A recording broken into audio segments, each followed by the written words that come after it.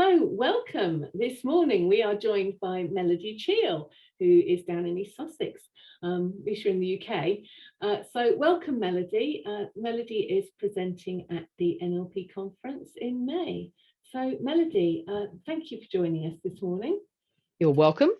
And do tell us a little bit more about yourself and your presentation at the conference, which is Re-Organising Your Internal Food Cupboard.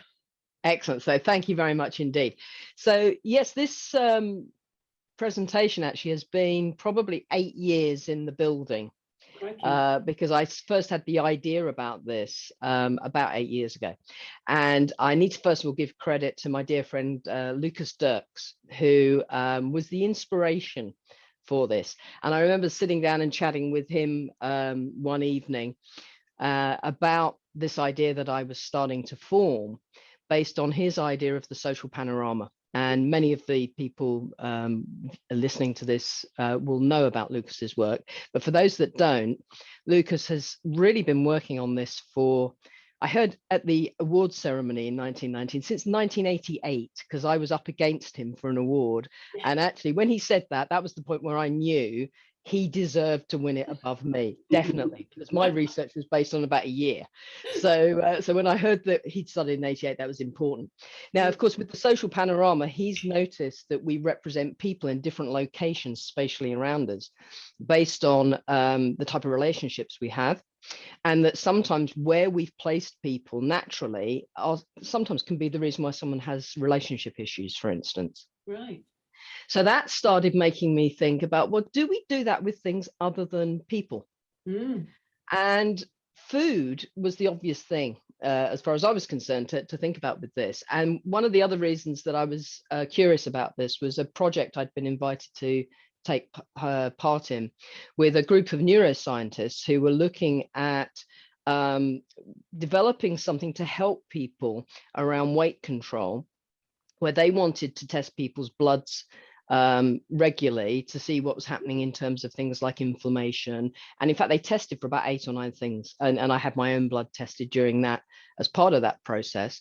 But they invited me in to take the psychological angle. So to work with people that were consciously wanting to make changes in their eating habits, but unconsciously driven to do things that were unhelpful for them. And I did a lot of different things with the people in the pilot project that we did. But one of them was I started playing around with the idea of, what if we have a spatial representation of not necessarily individual foods as specifically, but groups of foods as well. Right. So I think both of those have a part to play in this. And one of the things that I want to mention just right off the bat is that some people have done the like to dislike exercise. Yeah. And so that's been around for years and years and years. So that also has some connections with what we're talking about here. So if you like, the like to dislike technique is the starting point from the food version. Right. Lucas Dirks' social panorama is the start from the bigger picture, and we put those two things together and we get what I'm talking about at the conference. And one of the things I noticed in the pilot was people talk about food differently. Right. So if we're talking about categories of food, people who struggle with food, particularly people who are overweight, for instance, will have labels for categories of food like naughty food. Or treats and rewards. We have a treat cupboard. Lots of people do. Now, where do you keep your treat cupboard in your internal representation? That gets really interesting. Yeah. And classically, most of the treats and the naughty foods, guess where they live? They're going to be somewhere in front, sometimes there. And so why wouldn't people be drawn to those kind of foods all the time? Yeah. But people who don't have food issues are much more likely to talk logically about food. Yeah. So they talk about carbohydrates, sweet stuff, proteins. So they label it in different ways. And of course, people struggling with weight issues will often call healthy food, but they call it healthy food for a start, which people who don't have weight issues don't call food healthy or unhealthy. They talk about it in a very logical way. Yeah. Whereas people that have food issues tend to actually have all sorts of different labels for these things. And one of the things I think I wrote about this in Rapport quite a few years ago now. One of the women from this study, for her, bread was a major issue. Yeah. And all we did was we moved bread to the place she kept food that she hated. And that was pretty much almost just like a like to dislike process with that. And she actually lost 2 stone during the workshop, the work that we were doing at that point. It wasn't just down to that, but she didn't fancy bread anymore. Yeah.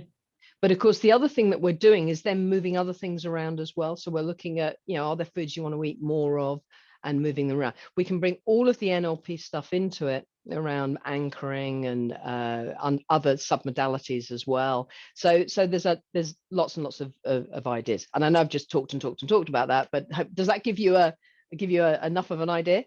Absolutely, and brilliant. I can sense Cash getting very excited, especially. I mean, I'm very interested. I think I tend to be someone who talks about food logically. Sort of just practicality. I think there was that phrase that we use, that people live to eat or eat to live. And Cash is definitely one of the ones that you live to eat. Yes. Yeah, and that's an interesting phrase in and of itself, isn't it? Yeah, absolutely. So it's all about the relationship. Now, of course, one of the things, probably the ecology on this is to say this on its own is very rarely enough. Yeah. So there's usually other things that need to be done. So people do absolutely need to be educated. But one of the things that I often find is people that have struggled with their weight for a long time could write dissertations on healthy eating. They actually know how to do it. They know the practicalities of it. And that's not the issue. It's these unconscious impulses. And so very often working with the store cupboard idea will uncover other things that need to be done as well, where we might work with parts work or timeline or some other process to clear other things out of the way, because it just helps to bring it out. It puts it on the table, dare I say it. That's fascinating. It really is fascinating. Well, I know, Melody, we go back a long way, and we've had conversations in the past when things like The Biggest Loser and watching programs like that, and the elements that potentially were missing from programs like that. Absolutely. So, I know you say that Lucas has been working on his area since 1988, and I know that we've had conversations a long way in the past about just the interesting psychological aspects of things like food. So absolutely. I mean, I even notice in my own language patterns that I still, and by the way, I'm a work in progress as well. I'm going to be really clear about that. I notice that there are times when I'm stressed and I eat things that are not good for me, and the internal dialogue is, I deserve it. Well, as Joe pointed out to me, say that in a different tonality. Ooh. Doesn't that change it? Yeah. In terms of, and that's worth thinking about as well. What's the tonality that if we just change the tonality, that actually changes the feeling of it, because actually what am I doing when I'm eating unhealthy food? I'm not looking after my body. So am I thinking I need to be punished in some way? So if the tonality's changed on that just brings it into my attention more as well. So that's a side thing. That's not the store cover, but of course that's what's going to come out of doing this kind of work with people. That you're going to, particularly those practitioners that come to the session specifically to add to their toolkit, they're going to actually be able to open up a lot more information and knowledge about, well, what's going on inside of that person, and to just listen to how they're talking about themselves, how they're talking about their eating habits, how they're talking about cravings. Cravings is a word that gets thrown around a lot. How are they talking about, what linguistically are they saying to themselves? And all of that just gives us extra data to say, well, actually, we could create a whole program for that person where the store cupboard is just a part of it. So that, I guess that's the important thing I want to say about this as well, that it's not a miracle cure, which is what almost everybody who struggles with weight is looking for. Which again becomes part of the mythology around it all. got me very conscious of my language now and thinking, oh, I refer to comfort food and comfort eating. Yeah, and that's cultural as well. You know, Yeah. there is a cultural aspect to that. And actually, just listening to daytime TV shows and things like that. Of course, none of us are doing that, but you know, if we were listening to daytime TV shows, and I do it for research, of course. You hear the presenters almost installing things around people eating unhealthily in the U language that they use. And they're doing that about anxiety as well, which is another thing I'm talking about a lot with some of the groups that I'm working with at the moment, where there's a lot of installation that people ought to feel anxious about going back out in public again. And I wonder whether the level of, because there is a lot of it out there, definitely, but I'm wondering how much of that has been inflated by the installation language of TV shows. And social media as well, of course, where people are being told that's how you're supposed to be feeling right now. So that, again, I think I'm going off topic slightly here, but this is, you know, the beauty of what NLP can bring to the world is if we listen with our filters all the time of, okay, so what has that presenter just said there? That's really unhelpful, or what has that presenter said there that's really motivational? Because of course they do sometimes say great things as well. I'd love it if we could train all the TV presenters in NLP. Why can't we do that? Oh, somebody will be. There's an idea out there somewhere. Absolutely. Copyright. I'm just copywriting. There's one particular one at the moment who springs to mind. We can't mention. Yeah. Oh yes. Let's not mention that. Yeah. Let's not mention that. Let's not go there. Let's not go there. We don't need to. Anyway, so you've almost already very eloquently answered my next question, which is what will delegates take away from your session? I think the fact that you've said, you know, it's part of a toolkit is very exciting. So what else may delegates take away from your session? Well, some people may actually take away some personal change. I think that's probably worth saying, some transformation. So if there are people that are wanting to attend the session to experience, you know, specifically to experience a change themselves, I think that's actually well worth exploring from that point of view. It's also going to be an opportunity, even for people that don't have food issues, to just curiously explore what is this, how are they mapping out their own foods, you know, what is it? And it may even be that some people in the group might model their partner. So it might be they have a partner that says, well, actually, I have a really healthy relationship with food and I feel good about myself, my body feels great.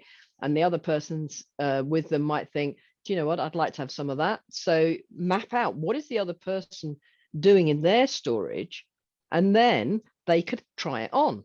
So that's another option. So obviously I'll be demonstrating it as a technique, but for the people that don't need it as a technique, it could be a modeling project as well. So another opportunity to develop skills. And I'm hoping for us to have some really good conversations within that as well, about where this might go, how this can be extended. I actually know that one of Lucas's students has started doing some research about this, because Lucas asked me, did I want to do any research about it? And I realized the answer was no. So I've been quite happy to say, yeah, if his student wants to do research on that, as long as I get some credit, I really don't mind. So there's some research going on around this as well. So hopefully we're going to get some empirical stuff comes out of this as well. Brilliant. But definitely some personal transformation, definitely some tools for the toolkit. And hopefully the thing I always hope to do is that someone will come out of the session, or maybe several someones, who has another idea that gets sparked off by what we're doing in our session. So it's a catalyst as well then. Yeah, exactly. Because there's so much more we can do. You know, there is, I feel like we've not even begun to explore where this could all go. Yeah. Not just in the food area, but generally in how can NLP really make a difference? Yeah. And something like, well, food especially it is a very powerful, in so many different ways. You know, people have body issues of so very different experiences, but it does have an impact on all of us. I mean, we do all have to eat to live, if nothing else. So absolutely. And as NLP professionals, I think giving somebody additional tools for their toolkit is very empowering, because we never know. And even with just family members and that sort of thing, we never know when what we learn in your session and all the sessions, but something as universal as food, we never know when we're going to learn something that might be of some support, assistance, help to others at some point in the future. Absolutely. And I think probably on an ecological point of view as well, I think we need to also acknowledge that the issues around food are really a sign of a wealthy community. So there are parts of the world where people don't have these issues because they don't necessarily even have enough to eat. You know, so they're struggling to survive. If we're going back to the good old Maslow's pyramid, this is further up the pyramid. Basically, our basic needs are being met when we have food issues. If our basic needs are not being met, then it's less of an issue.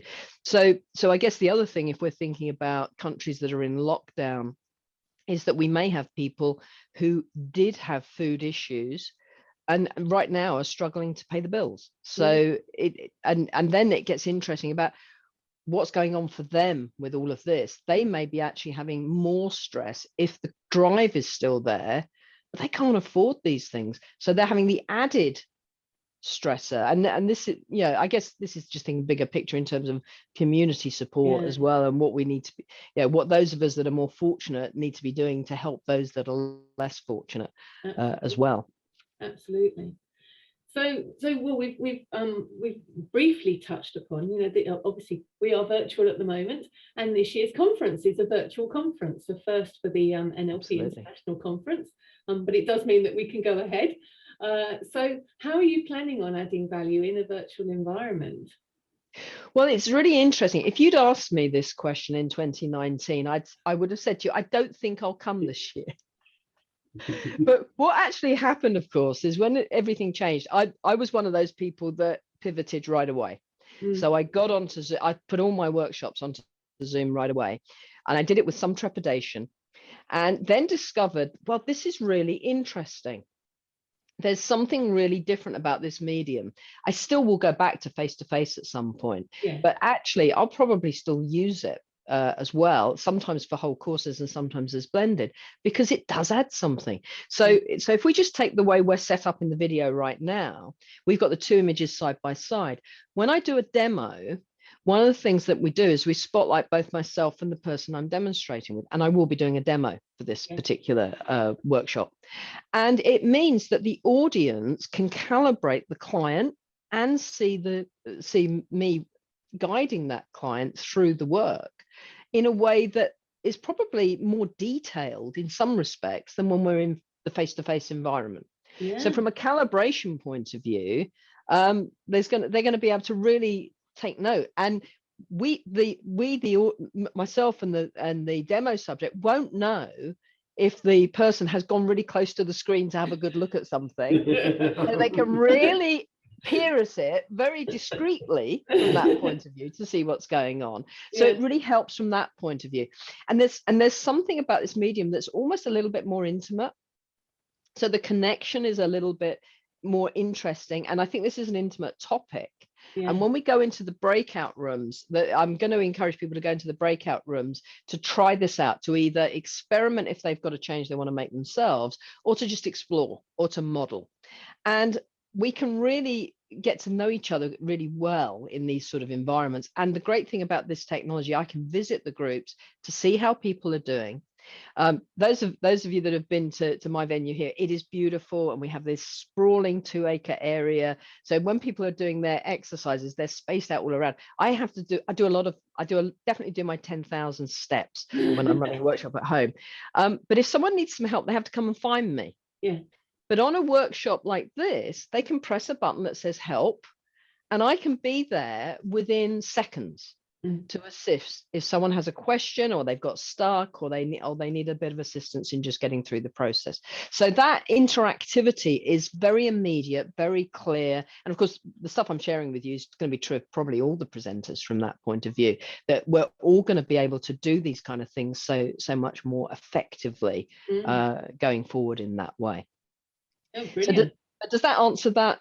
Yeah, absolutely. Because I think it's well, you know, you're right that a lot of the other presenters probably know that they will be doing these things as well. However, a lot of the delegates may not have experienced this before. This might be their first conference, it might be their first, I mean, and there's a big difference between having a Zoom meeting with 3, 4, 10 people on the screen, as various parish councils I think can attest to at the moment, and actually doing a training in a virtual environment. So having that awareness of those are the opportunities that are still open to them and are actually enhanced. I think that's really important to draw that to people's attention. Absolutely. And I've got to say, from experience of having run all of my workshops for the last 12 months online, people are coming out of it really skilled. So people are coming out skilled, they're understanding it. Interestingly enough, the groups that, and this happens, I think, for in such a different way, that my groups are all on things like WhatsApp together and stuff like that in a much more interactive way than they would have been, I think, if they'd been in a face-to-face group. Yeah. So I think they're talking to each other more, and I think that's one of the things that this this almost forced situation we've had has done, is it's broken through some of the barriers that people have had. So for those people coming to the conference who haven't been in workshops in particular run by NLPers, NLPers are keeping the interaction lively, engaged, interesting. As far as I've had lots of feedback from my students that it feels as engaging as being in the room together. And I just got a beautiful testimonial yesterday on LinkedIn from someone who'd been in a workshop with me about how it was the best course he'd ever been on. Oh, yeah, and that was all through Zoom. Yeah. So we have that ability to still keep energy, keep it lively, keep the chat going. Obviously, if we've got a big group, we have to manage the interaction, but we can do that in a lively way as well. Yeah. There can be a way of people feeling like they can really contribute and be involved and connect, properly, actually connect. And for me, that's always essential. I always want to connect with people in a deeper way and feel like we've got a relationship, and that it's not just me standing on a stage like as in the old days with the jazz hands and not really connected. For me, it's all about relationship, and that I guess I bring that as well to how I present, in that it is about making connections and being part of something. Definitely, and as you know, Melody, because you were a stalwart of the conference as both an exhibitor and as a presenter, and you know from previous conferences, because we are using the same conference platform, obviously not the hotel, which is a real shame. We have our app that we've used for all the previous conferences that will be our virtual hotel. And you will know, because I know you've been active on the app, that there is that opportunity to connect and engage. And you mentioned earlier about people connecting in your session, and of course part of what the conference app will offer is that ability for people to then go and set up their groups within the conference app to continue the discussions that will continue the work that they start in your session, and you will be able to drop in and out of there as well. People can set up meetings, so there's so much opportunity for you to start that connection within your session and then continue it. Absolutely. And I'm someone who really embraced Hoover last time as well. So, and I've already had a little shufty around it already, and I'll be actually this afternoon. I'm going to be putting some of my posters up as photos. So that's in my to-do list for this afternoon. So. So people will definitely find me on Hoover. So if they want to talk to me, they can send me a message. We can arrange to talk. They can come and we've got the virtual stall as well, so they can come to GWiz stall as well. So this will be my home probably for 3 days of the conference. I shall be in this space most of that time. And well, as will we. And just to make it clear that you, as a presenter and an exhibitor, you have access to the conference app already. Delegates will be getting that access later towards the end of April. We'll be opening. I'm doing a teaser then. But yes, I'm doing a teaser. This is a teaser. You're doing a teaser, a little twinkling. So yes, but absolutely. But that's the point, is that we've put a lot of work and effort into this in order to stewards. We still have our stewards. We've still got all all our teams. It's literally, we've moved the entire conference from the hotel to the virtual platforms that we're using, but everything else, as much as we can, everything else is staying the same in terms of the support we offer and everything else. So I want to say to you, actually, well done on doing that, because you guys had to pivot and do this and pull this together, and it is pretty amazing what you are doing. Thank you. And I want to appreciate you for doing that, because people sometimes assume you've got legions of people working for you, and I know it's a small team that works really hard. So well done on doing this. It's really important for the community. Thank you. Well, it literally is pretty much myself and Cash now doing this because of the challenges we did have with not being able to pivot last year's conference quickly enough. The timing was just just wasn't time, poor. was there? You couldn't have done that. No, we couldn't have done it that quickly. But it's good, because it means that we have had a year of absolutely nailing the technology, which seems to change every 5 minutes, as technology does. Of course. But that's the point, is because we wanted to take the time to still bring the same love and support that we bring to the conference to create that community. So we've kind of almost, in fact, we've just about covered, what does the conference, we've just covered, what does the conference mean to us? What does the conference mean to you? And you've pretty much covered that as well. If there's anything else you would like to say.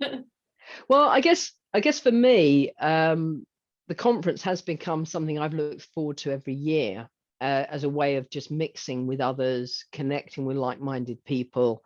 And the social element for me has always been really important, and I think we have the opportunity here to still have that using the Hoover app, and we can have individual chats on Zoom and stuff like that around the conference as well, if we want to. So there's going to be ways people can connect in between sessions, in the break times, all of those kind of things. So potentially we've got all of that. And then hopefully when you are able to do the face-to-face one next time, fingers crossed that all is well for that even more people will realize it's worth traveling to. Because that was the other thing I've really enjoyed, the international flavor, and I have old friends that I meet up with from Australia, America, across the world, all across Europe as well. So I guess there'll be more of that this time, because of people being able to access who couldn't before. Absolutely. I mean, we have had it, and that's the good thing about the conference being in this format, is that it's so much more cost effective for people to be able to attend. So like you've said, with what you've experienced with your training, that there are pros and cons to both. I think the thing that we still haven't figured out is how to give a proper hug, a proper virtual hug. But who knows, that may come. I'm sure there's somebody out there figuring it out. There'll be the virtual reality where we put the glasses on and we got the special gloves, and it'll feel like it's, let's hope we don't go too far down that though. my head went in a completely different direction. I went onto the screen which has arms that come out. I prefer that. Yeah. There you go. I've copyrighted that one. You got there first. Well done. So there you go. So Cash is here to monitor our Facebook Live.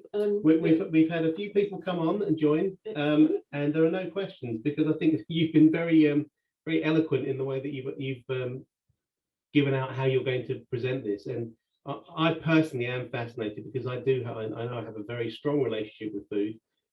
One of the things that Karen and I both said, we are very privileged this time around, with the conference being recorded, that we'll actually get to see the presentations. And this one, Melody, is one that I am going to absolutely watch again and again to gain every single ounce out of it, because I think it's a really important one, for not just for the food aspect, but like you say, for opening it out everywhere else. Cool. Well, thank you. As you've said, the recordings will be available for 6 months after the conference, and it will be a first for us to be able to actually attend not just one of the presentations, we'll be able to attend all of them. We don't ever get to see one normally, but to have that opportunity, because with 6 things running simultaneously, it's always been a challenge for people that they have to pick and choose, whereas this time they can pick and choose which one they actually attend live, and they can still attend all the others afterwards. So wow. Well, I mean, that is such a benefit, isn't it? That does really, that is an added thing that people can have from it. And also, so it means that they don't have to take notes. They can actually fully experience and then watch it again for note taking, because with NLP, note taking sometimes gets in the way. Yes, that's brilliant. We hadn't even thought of that one. We'll be jotting that down. We'll quote you, Melody. If that's Please do. We will quote you on that. That's brilliant. So just to reiterate to everybody, Melody is going to be presenting at the conference on Saturday, the 15th of May. You're going to be one of the early birds. So it's going to be 8 a.m., which is British summertime by then. We will hope we have some sunshine to match. So 8 a.m. on Saturday, the 15th of May. Do join Melody for her very interesting session on reorganizing your internal food cupboard. So thank you so much, Melody, for joining us today. We're really excited about your session. And we look forward to seeing you then, if not before. Excellent. I'm looking forward to it as well. So thank you very much for this session as well. Oh, thank you, Melody. You take care. And you as well. Bye now. Bye.